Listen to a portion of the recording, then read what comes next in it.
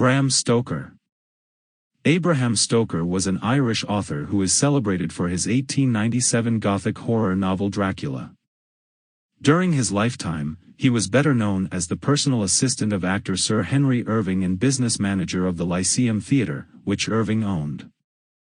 In his early years, Stoker worked as a theatre critic for an Irish newspaper, and wrote stories as well as commentaries. He also enjoyed traveling, particularly to Cruden Bay where he set two of his novels. During another visit to the English coastal town of Whitby, Stoker drew inspiration for writing Dracula. He died on April 20, 1912 due to locomotor ataxia and was cremated in North London. Since his death, his magnum opus Dracula has become one of the most well-known works in English literature, and the novel has been adapted for numerous films, short stories, and plays. The classic vampire story by Bram Stoker revolves around a struggle between good and evil, tradition and modernity, and lust versus chastity. The author didn't invent vampires, but his novel has so captured the public's imagination that he is rightly considered their popularizer.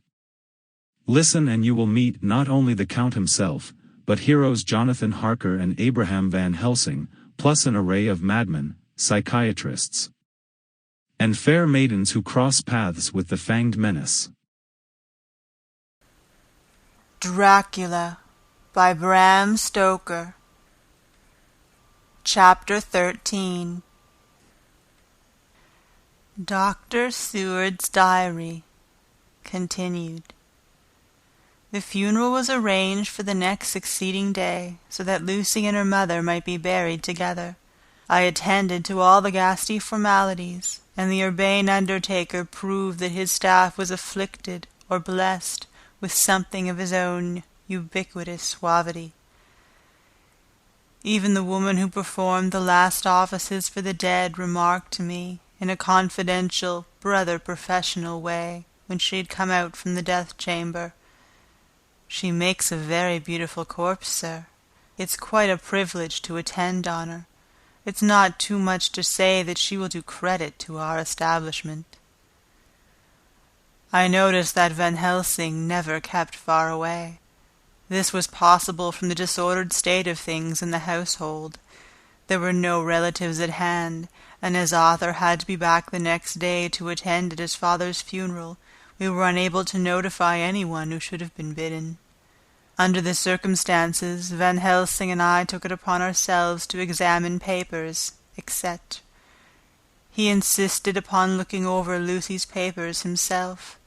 I asked him why, for I feared that he, being a foreigner, might not be quite aware of English legal requirements, and so might in ignorance make some unnecessary trouble. He answered me, I know. You forget that I am a lawyer as well as a doctor, but this is not altogether for the law. You knew that when you avoided the coroner. I have more than him to avoid. There may be papers more, such as this." As he spoke, he took from his pocket-book the memorandum which had been in Lucy's breast, and which she had torn in her sleep. "When you find anything of the solicitors for the late Mrs. Westerna, seal all her papers, and write him tonight. For me, I watch here in the room and in Miss Lucy's old room all night, and I myself search for what may be. It is not well that her very thoughts go into the hands of strangers."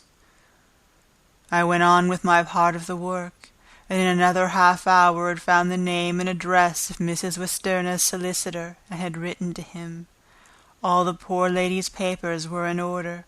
Explicit directions regarding the place of the burial were given. I had hardly sealed the letter when, to my surprise, Van Helsing walked into the room, saying, "Can I help you, friend John? I am free, and if I may, my service is to you." "Have you got what you looked for?" I asked. To which he replied, "I did not look for any specific thing. I only hoped to find, and find I have, all that there was.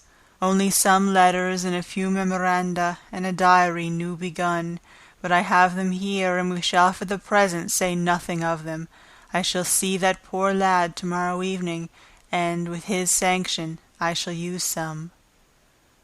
When we had finished the work in hand, he said to me, "And now, friend John, I think we may to bed. We want sleep, both you and I, and rest to recuperate.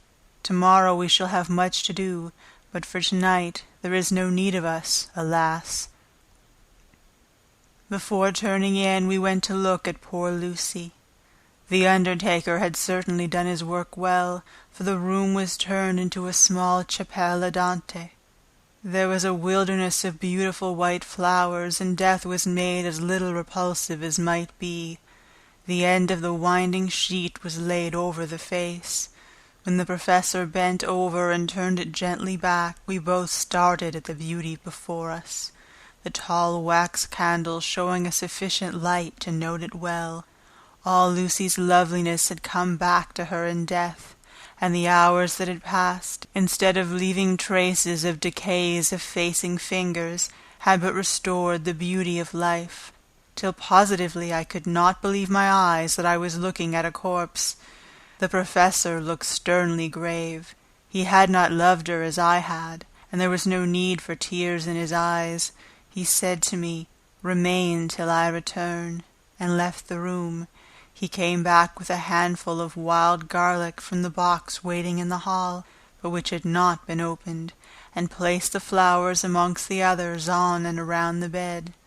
Then he took from his neck, inside his collar, a little gold crucifix, and placed it over the mouth. He restored the sheet to its place, and we came away. I was undressing in my own room when, with a premonitory tap at the door, he entered, and at once began to speak. "Tomorrow I want you to bring me, before night, a set of post-mortem knives." "Must we make an autopsy?" I asked. "Yes and no. I want to operate, but not what you think.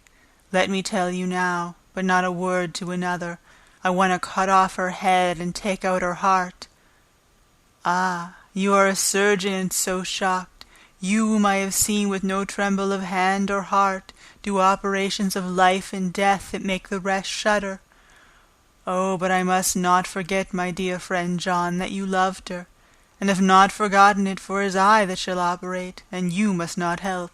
I would like to do it tonight, but for Arthur I must not. He will be free after his father's funeral tomorrow, and he will want to see her, to see it. Then, when she is coffined ready for the next day, you and I shall come when all asleep.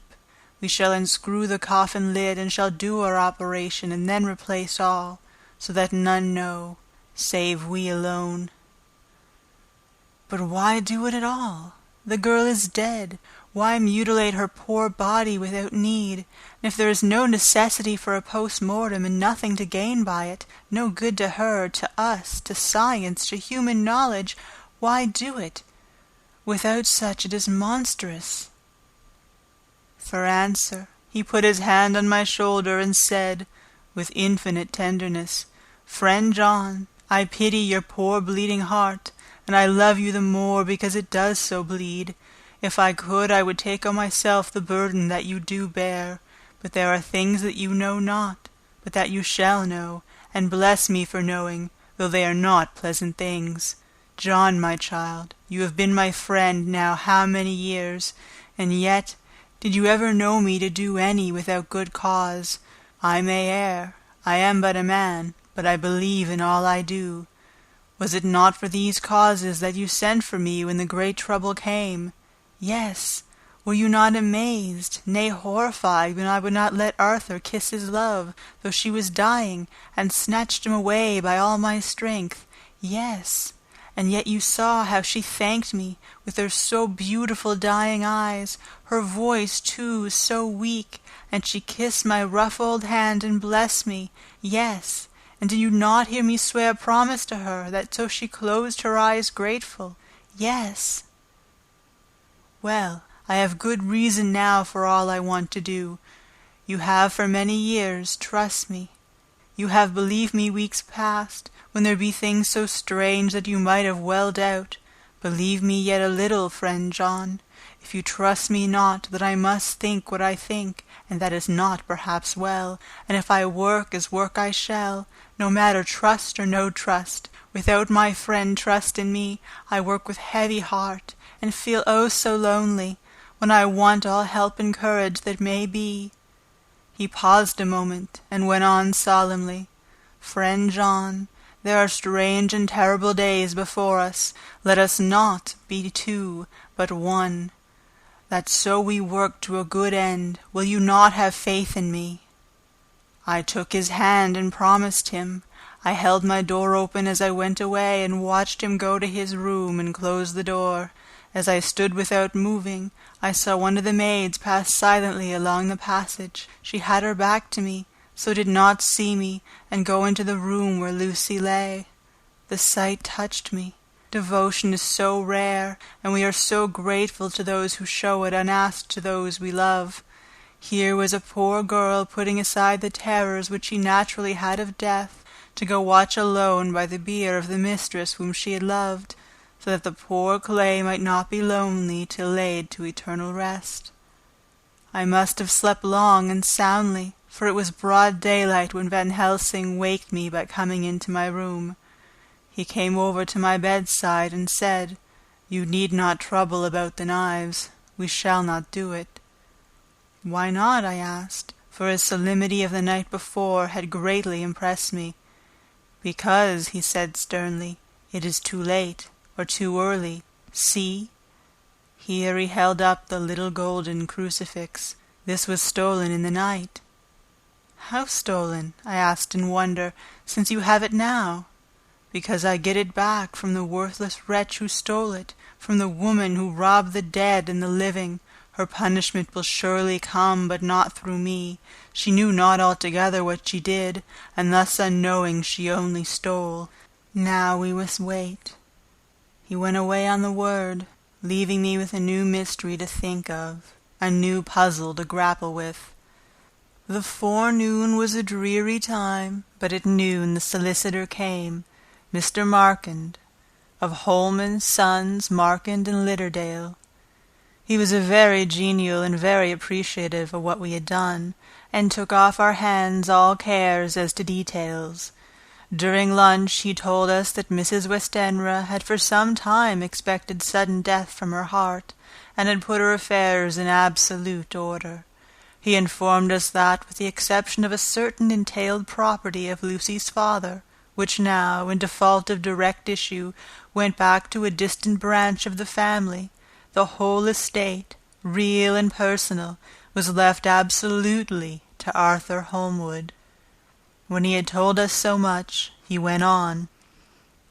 Frankly, we did our best to prevent such a testamentary disposition, and pointed out certain contingencies that might leave her daughter either penniless or not so free as she should be to act regarding a matrimonial alliance. Indeed, we pressed the matter so far that we almost came into collision, for she asked us if we were or were not prepared to carry out her wishes. Of course, we had then no alternative but to accept. We were right in principle, and 99 times out of 100 we should have proved, by the logic of events, the accuracy of our judgment. Frankly, however, I must admit that in this case any other form of disposition would have rendered impossible the carrying out of her wishes, for by her predeceasing her daughter, the later would have come into possession of the property, and, even if she had only survived her mother by 5 minutes, her property would, in case there were no will, and a will was a practical impossibility in this case, have been treated at her decease as under intestacy, in which case Lord Godalming, though so dear a friend, would have had no claim in the world, and the inheritors, being remote, would not be likely to abandon their just rights for sentimental reasons regarding an entire stranger. I assure you, my dear sirs, I am rejoiced at the result, perfectly rejoiced. He was a good fellow, but his rejoicing at the one little part, in which he was so officially interested, of so great a tragedy, was an object lesson in the limitations of sympathetic understanding. He did not remain long, but said he would look in later in the day and see Lord Godalming. His coming, however, had been a certain comfort to us, since it assured us that we should not have to dread hostile criticism as to any of our acts. Arthur was expected to arrive at 5 o'clock, so a little before that time we visited the great chamber. It was so in very truth, for now both mother and daughter lay in it. The undertaker, true to his craft, had made the best display he could of his goods, and there was a mortuary air about the place that lowered our spirits at once. Van Helsing ordered the former arrangement to be adhered to, explaining that, as Lord Godalming was coming very soon, it would be less harrowing to his feelings to see all that was left of his fiancée quite alone. The undertaker seemed shocked at his own stupidity, and exerted himself to restore things to the condition in which we left them the night before, so that when Arthur came, such shocks to his feelings as we could avoid were saved. Poor fellow, he looked desperately sad and broken. Even his stalwart manhood seemed to have shrunk somewhat under the strain of his much-tried emotions. He had, I knew, been very genuinely and devotedly attached to his father, and to lose him, and at such a time, was a bitter blow to him. With me he was as warm as ever, and to Van Helsing he was sweetly courteous, but I could not help seeing that there was some constraint with him. The professor noticed it too, and mentioned me to bring him upstairs. I did so, and left him at the door of the room, so I felt he would like to be quite alone with her. But he took my arm and led me in, saying huskily, "You loved her too, old fellow. She told me all about it, and there was no friend had a closer place in her heart than you. I don't know how to thank you for all you have done for her. I can't think yet." Here he suddenly broke down, and threw his arms round my shoulders, and laid his head on my breast, crying, "Oh, Jack, Jack, what shall I do? The whole of life seems gone from me all at once, and there is nothing in the wide world for me to live for." I comforted him as well as I could. In such cases men do not need much expression. A grip of the hand, the tightening of an arm over the shoulder, a sob in unison, are expressions of sympathy dear to a man's heart. I stood still and silent till his sobs died away, and then I said softly to him, "Come and look at her." Together we moved over to the bed, and I lifted the lawn from her face. God, how beautiful she was! Every hour seemed to be enhancing her loveliness. It frightened and amazed me somewhat. And as for Arthur, he fell to trembling, and finally was shaken with doubt as with an ague. At last, after a long pause, he said to me in a faint whisper, "Jack, is she really dead?" I assured him sadly that it was so, and went on to suggest, for I felt that such a horrible doubt should not have life for a moment longer than I could help, that it often happened that after death faces become softened, and even resolved into their youthful beauty, that this was especially so when death had been preceded by any acute or prolonged suffering. I seemed to quite do away with any doubt, and after kneeling beside the couch for a while and looking at her lovingly and long, he turned aside.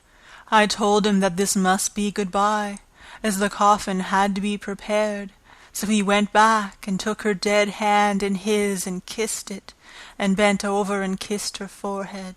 He came away, fondly looking back over his shoulder at her as he came. I left him in the drawing-room, and told Van Helsing that he had said good-bye, so the latter went to the kitchen to tell the undertaker's men to proceed with the preparations, and to screw up the coffin. When he came out of the room again, I told him of Arthur's question, and he replied, "I am not surprised. Just now I doubted for a moment myself." We all dined together, and I could see that poor Art was trying to make the best of things. Van Helsing had been silent all dinner-time, but when we had lit our cigars, he said, "Lord, But Arthur interrupted him. "No, no, not that, for God's sake, not yet at any rate. Forgive me, sir. I did not mean to speak offensively. It is only because my loss is so recent." The professor answered very sweetly, "I only used that name because I was in doubt. I must not call you Mr., and I have grown to love you. Yes, my dear boy, to love you as Arthur." Arthur held out his hand and took the old man's warmly. "Call me what you will," he said. "I hope I may always have the title of a friend, and let me say that I am at a loss for words to thank you for your goodness to my poor dear."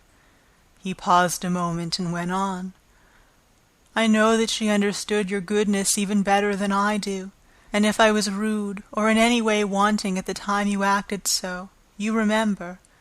The professor nodded. "You must forgive me." He answered with a grave kindness, "I know it was hard for you to quite trust me then, for to trust such violence needs to understand, and I take it that you do not, that you cannot, trust me now, for you do not yet understand, and there may be more times when I shall want you to trust when you cannot, and may not, and must not yet understand. But the time will come when your trust shall be whole and complete in me, and when you shall understand as though the sunlight himself shone through. Then you shall bless me from the first to last for your own sake, and for the sake of others, and for her dear sake to whom I swore to protect." "And indeed, sir," said Arthur warmly, "I shall in all ways trust you. I know and believe you have a very noble heart, and you are Jack's friend, and you were hers. You shall do what you like." The professor cleared his throat a couple of times, as though about to speak, and finally said, "May I ask you something now?" "Certainly." "You know that Mrs. Westenra left you all her property?" "No, poor dear, I never thought of it." "And as it is all yours, you have a right to deal with it as you will. I want you to give me the permission to read all Mrs. Lucy's papers and letters. Believe me, it is no idle curiosity. I have a motive of which, be sure, she would have approved. I have them all here.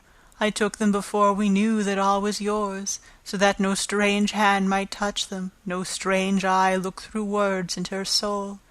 I shall keep them, if I may. Even you may not see them yet, but I shall keep you safe. No word shall be lost, and in good time I shall give them back to you. It is not a hard thing that I ask, but you will do it, will you not, for Lucy's sake?" Arthur spoke out heartily, like his old self. "Dr. Van Helsing, you may do what you will. I feel that in saying this I am doing what my dear one would have approved. I shall not trouble you with questions till the time comes." The old professor stood up as he said solemnly, "And you are right. There will be pain for us all, but it will not be all pain, nor will this pain be the last. We and you too, you most of all, dear boy, will have to pass through the bitter water before we reach the sweet. But we must be brave of heart and unselfish, and do our duty, and all will be well." I slept on a sofa in Arthur's room that night. Van Helsing did not go to bed at all. He went to and fro as if patrolling the house, and was never out of sight of the room where Lucy lay in her coffin, strewn with the wild garlic flowers, which sent through the order of lily and rose a heavy, overpowering smell into the night. Mina Harker's Journal, 22 September. In the train to Exeter, Jonathan sleeping. It seems only yesterday that the last entry was made, and yet how much between then. In Whitby, and all the world before me, Jonathan away, and no news of him. And now, married to Jonathan, Jonathan a solicitor, a partner, rich, master of his business, Mr. Hawkins dead and buried, and Jonathan with another attack that may harm him. Some day he may ask me about it. Down it all goes. I am rusty in my shorthand. See what unexpected prosperity does for us, so it may be as well to freshen it up again with an exercise anyhow. The service was very simple and very solemn. There were only ourselves and the servants there, one or two old friends of his from Exeter, his London agent, and a gentleman representing Sir John Paxton, the president of the Incorporated Law Society. Jonathan and I stood hand in hand, and we felt that our best and dearest friend was gone from us. We came back to town quietly, taking a bus to Hyde Park Corner. Jonathan thought it would interest me to go into the Row for a while, so we sat down. But there were very few people there, and it was sad-looking and desolate to see so many empty chairs. It made us think of the empty chair at home, so we got up and walked down Piccadilly. Jonathan was holding me by the arm, the way he used to in the old days before I went to school. I felt it very improper, for you can't go on for some years teaching etiquette and decorum to other girls without the pedantry of it biting into yourself a bit. But it was Jonathan, and he was my husband, and we didn't know anybody who saw us, and we didn't care if they did, so on we walked. I was looking at a very beautiful girl, in a big cartwheel hat, sitting in a Victoria, outside Galliano's, when I felt Jonathan clutch my arm so tight that he hurt me, and he said, under his breath, "My God." I am always anxious about Jonathan, for I fear that some nervous fit may upset him again, so I turned to him quickly and asked him what it was that disturbed him. He was very pale, and his eyes seemed bulging out as, half in terror and half in amazement, he gazed at a tall, thin man, with a beaky nose and black mustache and pointing beard, who was also observing the pretty girl. He was looking at her so hard that he did not see either of us, and so I had a good view of him. His face was not a good face. It was hard and cruel and sensual, and big white teeth that looked all the whiter because his lips were so red, were pointed like an animal's.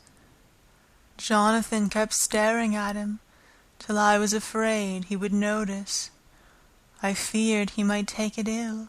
He looked so fierce and nasty. I asked Jonathan why he was disturbed, and he answered, evidently thinking I knew as much about it as he did, "Do you see who it is?" "No, dear," I said. "I don't know him. Who is it?" His answer seemed to shock and thrill me, for it was said as if he did not know that it was me, Mina, to whom he was speaking. "It is the man himself." The poor dear was evidently terrified at something, very greatly terrified. I do believe that if he had not had me to lean on and to support him, he would have sunk down. He kept staring. A man came out of the shop with a small parcel, and gave it to the lady, who then drove off. The dark man kept his eyes fixed on her, and when the carriage moved up Piccadilly, he followed in the same direction, and hailed a hansom. Jonathan kept looking after him, and said, as if to himself, "I believe it is the Count, but he is grown young. My God, if this be so! Oh, my God, if only I knew, if only I knew!" He was distressing himself so much that I feared to keep his mind on the subject by asking him any questions, so I remained silent. I drew away quietly, and he, holding my arm, came easily. We walked a little further, and then went in and sat for a while in the green park. It was a hot day for autumn, and there was a comfortable seat in a shady place. After a few minutes staring at nothing, Jonathan's eyes closed, and he went quickly into his sleep, with his head on my shoulder. I thought it was the best thing for him, so did not disturb him. In about 20 minutes he woke up, and said to me, quite cheerfully, "Why, Mina, have I been asleep? Oh, do forgive me for being so rude. Come, and we'll have a cup of tea somewhere." He had evidently forgotten all about the dark stranger. As in his illness, he had forgotten all that this episode had reminded him of. I don't like this lapsing into forgetfulness. It may make or continue some injury to the brain. I must not ask him, for fear I shall do more harm than good, but I must somehow learn the facts of his journey abroad. The time has come, I fear, when I must open the parcel and know what is written. Oh, Jonathan, you will, I know, forgive me if I do wrong, but it is for your own dear sake. Later, a sad homecoming in every way, the house empty of the dear soul who was so good to us. Jonathan still pale and dizzy under a slight relapse of his malady, and now a telegram from Van Helsing, whoever he may be. "You will be grieved to hear that Mrs. Westenra died 5 days ago, and that Lucy died the day before yesterday. They were both buried today." Oh, what a wealth of sorrow in a few words. Poor Mrs. Westenra, poor Lucy, gone, gone never to return to us, and poor, poor Arthur, to have lost such a sweetness out of his life. God help us all to bear our troubles. Dr. Seward's Diary, continued. 22 September. It is all over. Arthur has gone back to Ring, and has taken Quincey Morris with him. What a fine fellow is Quincey! I believe in my heart of hearts that he suffered as much about Lucy's death as any of us, but he bore himself through it like a moral Viking. If America can go on breeding men like that, she will be a power in the world indeed. Van Helsing is lying down, having a rest preparatory to his journey. He goes to Amsterdam tonight, but says he will return tomorrow night, that he only wants to make some arrangements, which can only be made personally. He is to stop with me then, if he can. He says he has work to do in London which may take him some time. Poor old fellow! I fear that the strain of the past week has broken down even his iron strength. All the time of the burial he was, I could see, putting some terrible restraint on himself. When it was all over, we were standing beside Arthur, who, poor fellow, was speaking of his part in the operation, where his blood had been transfused to his Lucy's veins. I could see Van Helsing's face grow white and purple by turns. Arthur was saying he felt since then as if they two had been really married, and that she was his wife in the sight of God. None of us said a word of the other 2 operations, and none of us ever shall. Arthur and Quincey went away together to the station, and Van Helsing and I came on here. The moment we were alone in the carriage, he gave way to a regular fit of hysterics. He has denied to me since that it was hysterics, and insisted that it was only a sense of humor asserting itself under very terrible conditions. He laughed till he cried, and I had to draw down the blinds, lest anyone should see us and misjudge. And then he cried, till he laughed again, and laughed and cried together, just as a woman does.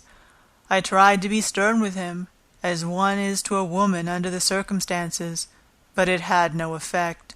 Men and women are so different in manifestations of nervous strength or weakness. Then, when his face grew grave and stern again, I asked him why his mirth, and why at such a time. His reply was in a way characteristic of him, for it was logical and forceful and mysterious. He said, "Ah, you don't comprehend, friend John. Do not think that I am not sad though I laugh. See, I have cried even when the laugh did choke me. But no more think that I am sorry when I cry, for the laugh he come just the same. Keep it always with you, that laughter who knock at your door and say, 'May I come in?' It is not true laughter. No, he is a king, and he come when and how he like. He ask no person, he choose no time of suitability. He say, 'I am here.' Behold an example I grieve my heart out, for that so young sweet girl. I give my blood for her, though I am old and worn. I give my time, my skill, my sleep. I let my other sufferers want, that she may have it all. And yet I can laugh at her very grave, laugh when the clay from the spade of the sexton drop upon her coffin, and say thud, thud, to my heart, till it send back the blood from my cheek. My heart bleed for that poor boy, that dear boy. So of an age of mine own boy, had I been so blessed that he live, and with his hair and eyes the same. There, you know now why I love him so, and yet when he say things that touch my husband heart to the quick, and make my father heart yearn to him as to no other man, not even you, friend John, for we are more level in experiences than father and son.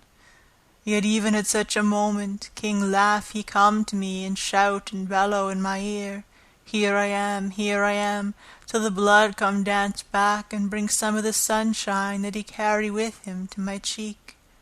Oh, friend John, it is a strange world, a sad world, a world full of miseries and woes and troubles. And yet when King Laugh come, he make them all dance to the tune he play. Bleeding hearts and dry bones of the churchyard, and tears that burn as they fall, all dance together to the music that he make with his smileless mouth of him. And believe me, friend John, that he is good to come, and kind. Ah, we men and women are like ropes drawn tight with strain that pull us different ways. Then tears come, and like the rain on the ropes they brace us up, until perhaps the strain become too great, and we break. But King Laugh he come like the sunshine, and he ease off the strain again, and we bear go on with our labor, what it may be. I did not like to wound him by pretending not to see his idea, but as I did not yet understand the cause of his laughter, I asked him. As he answered me, his face grew stern, and he said in quite a different tone, "Oh, it was the grim irony of it all, this so lovely lady, garlanded with flowers, that looked so fair as life, till one by one we wondered if she were truly dead. She laid in that so fine marble house, in that lonely churchyard, where rest so many of her kin, laid there with the mother who loved her, and whom she loved, and that sacred bell going toll, toll, toll, so sad and slow, and those holy men, with the white garments of the angel, pretending to read books, and yet all the time their eyes never on the page, and all of us with the bowed head. And for what? She is dead, so, is it not?" "Well, for the life of me, Professor," I said, "I can't see anything to laugh at in all that. Why, your expression makes it a harder puzzle than before. But even if the burial service was comic, what about poor Art and his trouble? Why, his heart was simply breaking." "Just so. Said he not that the transfusion of his blood to her veins had made her truly his bride?" "Yes, and it was a sweet and comforting idea for him." "Quite so. But there was a difficulty, friend John. If so that, then what about the others? Ho, ho. Then this so sweet maid is a polyandrist, and me, with my poor wife dead to me, but alive by church's law, though no wits, all gone, even I, who am faithful husband to his now no wife, am bigamist. I don't see where the joke comes in there, either, I said, and I did not feel particularly pleased with him for saying such things. He laid his hand on my arm and said, "Friend John, forgive me if I pain. I showed not my feelings to others when it would wound, but only to you, my old friend, whom I can trust. If you could have looked into my heart, then when I want to laugh, if you could have done so when the laughter arrived, if you could do so now, when King Laugh have packed up his crown and all that is to him, for he go far, far from me, and for a long, long time, maybe you would, perhaps, pity me the most of all." I was touched by the tenderness of his tone, and asked why. "Because I know." And now we are all scattered, and for many a long day loneliness will sit over our roofs with brooding wings. Lucy lies in the tomb of her kin, a lordly death-house in a lonely churchyard, away from teeming London, where the air is fresh, and the sun rises over Hampstead Hill, and where wildflowers grow of their own accord. So I can finish this diary, and God only knows if I shall ever begin another. If I do, or if I even open this again, it will be to deal with different people and different themes, for here at the end, where the romance of my life is told, ere I go back to take up the thread of my life work, I say sadly and without hope, Fini. The Westminster Gazette, 25 September, a Hampstead Mystery. The neighborhood of Hampstead is just at present exercised with a series of events which seem to run on lines parallel to those of what was known to the writers of headlines as "The Kensington Horror," or "The Stabbing Woman," or "The Woman in Black." During the past 2 or 3 days, several cases have occurred of young children straying from home or neglecting to return from their playing on the heath. In all these cases the children were too young to give any properly intelligible account of themselves, but the consensus of their excuses is that they had been with a bloofer lady. It has always been late in the evening when they have been missed, and on 2 occasions the children had not been found until early in the following morning. It is generally supposed in the neighborhood that, as the first child missed gave his reason for being away that a bloofer lady had asked him to come for a walk, the others had picked up the phrase and used it as occasion served. This is the more natural as the favorite game of the little ones at present is luring each other away by wiles. A correspondent writes us that to see some of the tiny tots pretending to be the bloofer lady is supremely funny. Some of our characterists might, he says, take a lesson in the irony of grotesque by comparing the reality and the picture. It is only in accordance with general principles of human nature that the bloofer lady should be the popular role at these al fresco performances. Our correspondent naively says that even Ellen Terry could not be so winningly attractive as some of these grubby-faced little children pretend, and even imagine themselves to be. There is, however, possibly a serious side to the question, for some of the children, indeed all who have been missed at night, have been slightly torn or wounded in the throat. The wounds seem such as might be made by a rat or a small dog, and although of not much importance individually, would tend to show that whatever animal inflicts them has a system or method of its own. The police of the division have been instructed to keep a sharp lookout for straying children, especially when very young, in and around Hampstead Heath, and for any stray dog which may be about. The Westminster Gazette, 25 September, Extra Special, The Hampstead Horror, Another Child Injured, the Bloofer Lady. We have just received intelligence that another child missed last night was only discovered late in the morning under a furze bush at the Shooter's Hill side of Hampstead Heath, which is perhaps less frequented than the other parts. It has the same tiny wound in the throat as has been noticed in other cases. It was terribly weak, and looked quite emaciated. It too, when partially restored, had the common story to tell of being lured away by the Bloofer Lady. End of chapter 13.